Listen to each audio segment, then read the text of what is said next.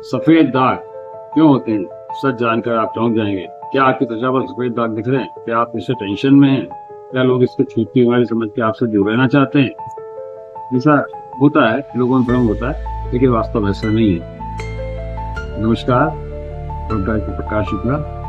मैं आज आपसे बात करना चाहता हूँ सफेद दाग के बारे में, जो ल्यूकोडर्मा, जिसको साधारण बोलचाल की भाषा में कहते हैं ल्यूकोडर्मा है।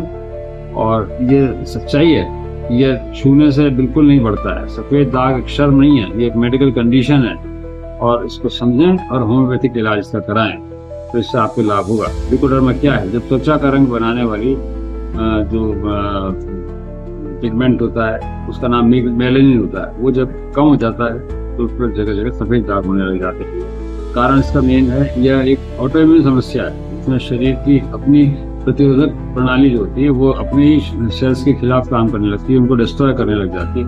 इससे सफेद दाग होने लग जाते हैं। जेनेटिक कारणों से भी कुछ लोगों को देखा गया है, तनाव के कारण हार्मोन में बदलाव होने से भी हो जाता है। चोट लगने पर या उस स्थान पर कभी कभी सफेद दाग हो जाते हैं। कभी कभी केमिकल के प्रभाव से भी हो जाते हैं। जो लोग केमिकल फैक्ट्री में काम करते हैं या केमिकल फैक्ट्री जा रहे थे, उनको भी संभावना होती है। अब इसका बचाव कैसे किया जाए, सावधानी क्या क्या रखी जाए? अनावश्यक तनाव से बचे, स्ट्रेस मैनेजमेंट करें, और भोजन की थाली रंगीन होनी चाहिए।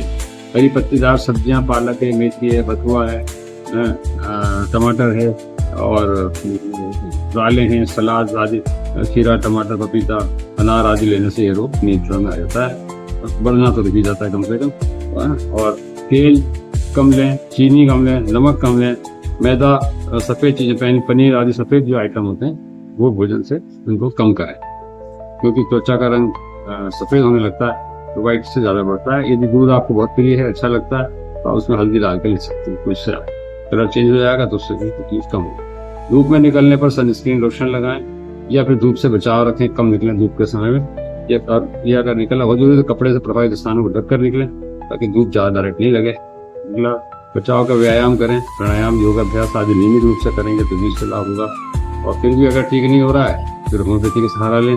होम्योपैथी से आपको इतना आराम आएगा, लेकिन किसी अच्छे अनुभवी चिकित्सक से और थोड़े लंबे समय तक दवा लेनी पड़ती है, और 2 साल लगते हैं कई बार ठीक होने में, लेकिन इससे आराम मिलता है।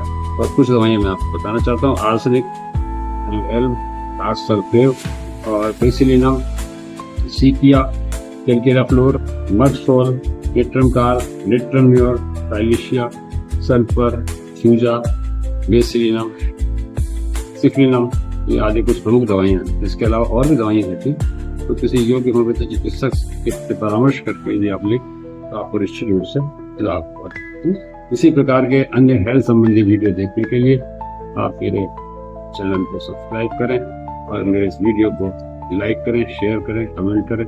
और यदि किसी नए विषय पर आप जानकारी चाहते हैं तो आप मेरे लिखें। Thank you very much.